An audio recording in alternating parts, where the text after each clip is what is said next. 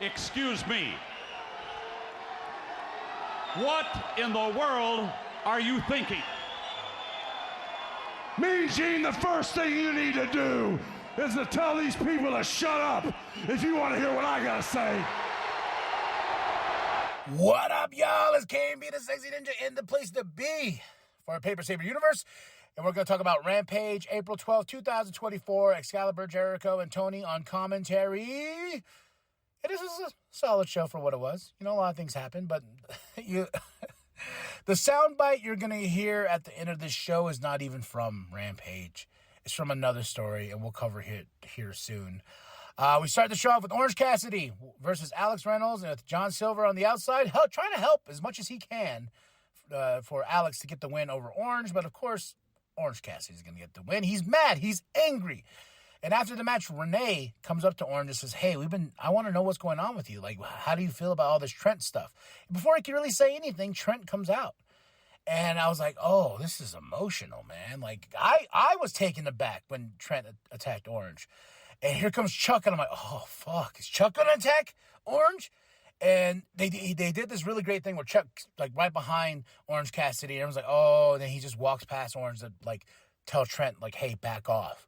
Then Chuck walks back and looks at Orange, and he just gets out of the ring because he can't choose whose side he wants to be on because this is the best friends. So I really enjoyed the match. I really enjoyed that moment. Alex is backstage with Anna Jay and Azumi. I hope I got the name right. This is the thing about AEW that drives me crazy. Like, I understand I should know everybody and all names at once. I understand that, especially covering this for so fucking long. But at least throw their name cards up there while they're talking. It helps, especially to an audience that really does, that just a casual wrestling person or just a casual person flipping through TV is like, oh, I want to see what this is. Who are these two? They never put their name cards up. Even Alex, even the announcers on WWE, they at least be like, hey, these people got names. They're not just people with mics holding it to wrestlers, But Anna Jay deserves something. She's talking shit about Tony and says, the Mariah May and the kissing and all this stuff going on. She says, hey, I'm here for professional wrestling, and I'm not here to play around. So then we got these two. I believe they're going to team up. Julia Hart, best entrance in the business for the women's division. Like, I love her entrance, man. I was thinking, if she did jump ship, I think Triple H could do something really cool with her. Versus Layla Hirsch. Of course, Julia gets the win. Building up the W's because she's going to face Willow Nightingale at Dynasty. Don Callis family promo. A Don Callis family promo that I actually enjoyed.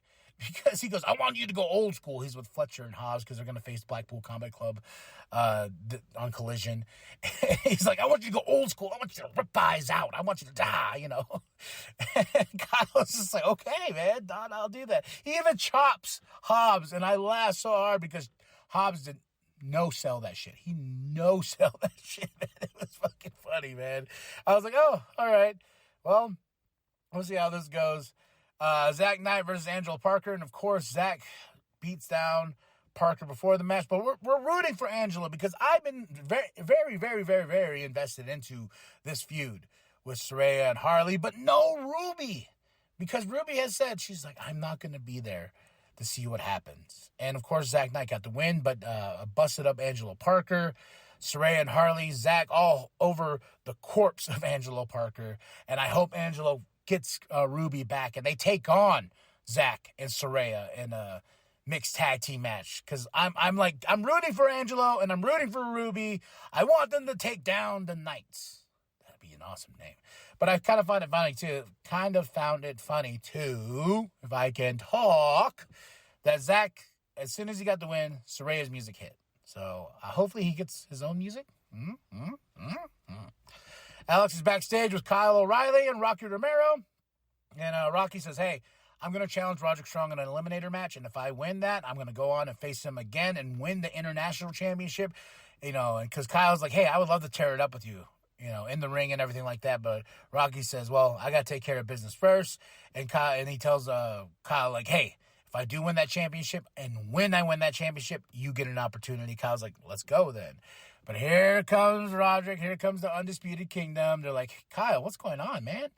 Like, you want a shot at this championship? Is that what you want? Are you going to blindside me like that? Like us being friends? And Kyle's like, no, man. Like, I would love to, while we're talking about it, get a chance at that championship. And Roderick said, no, not this championship. You can go be a champion. You can go be a champion all you want, but that's going to be without me by your side. And they walk off, and I'm like, oh, the drama unfolds. Jay White versus Matt Sydal. Awesome match. Jay White got the win. And that's the way we end the show. Like, it was nice. It was a nice, fun show. I honestly would say this is my first time in a while. I give the show a 5 out of 5 because I enjoyed everything going on. This was a nice dose of pro wrestling at its finest. And I am an AEW fan. Am I as hardcore? No. But I'm here to enjoy pro wrestling as it is. And me and the wife were going about it because she's been watching a lot of wrestling lately. And I've told her, like, hey, I tune into AEW because the indie kid in me loves that shit so much. And that's why I'm there. That's the fans that I feel Tony's been, like, catering to. And I'm all for it. And sometimes, I go to, of course I go to WWE because I want the cinematic professional wrestling side of things. La cinema. And then I go to AEW to be like, oh man, this match is fucking awesome. And that's the difference between both companies. But I do love both very, very much, near and dear to my heart. So when I see shit like this, what I'm going to talk about next, good old Jack Perry, and I told you that soundbite at the starting of the show, it's from Windy City Riot, the New Japan Pro Wrestling show, New Japan Strong, or whatever we want to call it.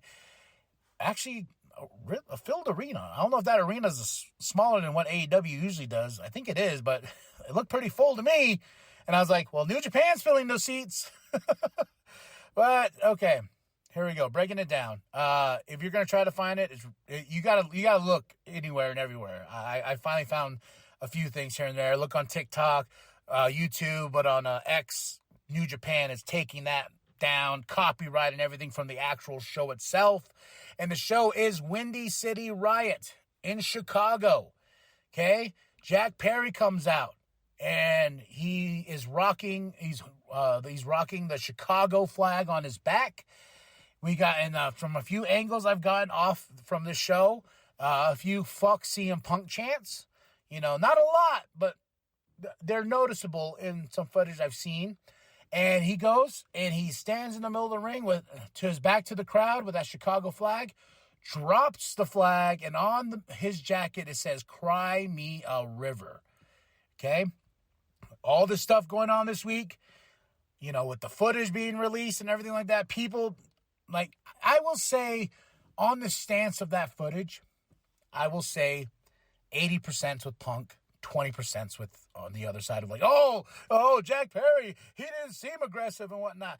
Jack Perry he just has that douche mentality that I feel like he has that calm douche mentality. So what he was saying to Punk was probably so like, yeah, what are you going to do about it? Nothing. Because I'm Jack Perry, Jungle Boy. What are you going to do about it, Punk? I'm going to do what I want. Cry me a river.